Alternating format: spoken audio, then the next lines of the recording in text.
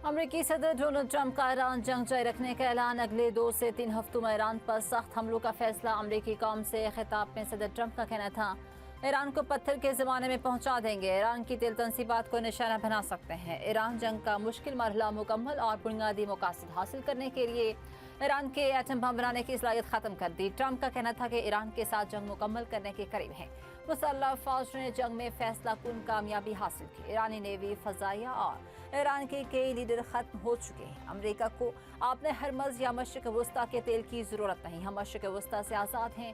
जिन ममालिक के पास तेल नहीं वो अमेरिका से हासिल कर लें। हमसे ऑयल न लेने वालों को अपने हरमज से तेल खुद लेना होगा। ट्रंप ने मजीद कहा, ईरान से मुज़ाकरात जारी हैं। इसराइल, सऊदीया, कतर, अमारात, कुवैत और बहरीन को अज़ीम मुल्क करार दे दिया।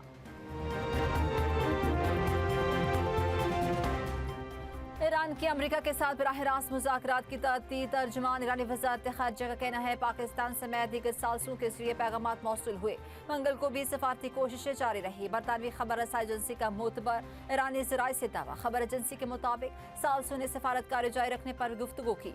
आर्जी जंगबंदी पर कोई बातचीत नहीं हुई। तेहरान जंगबंदी के मुस्तकिल खात्मे के लिए ज़मानतशुदा सीज़ फायर का मुतालबा कर रहा है।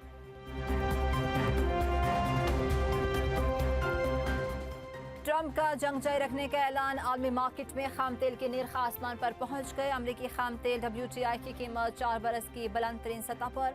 निर्ख $104 फी बैरल से मुजाविज। बरतानवी तेल ब्रेंट क्रूड में भी $106 फी बैरल से ऊपर फरोख्त।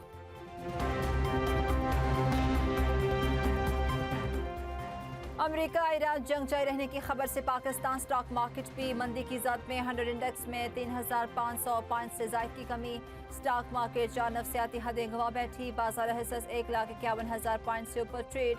सरमायाकारों का शेयर्स की खरीद फरोख्त में मुहतात रवैया।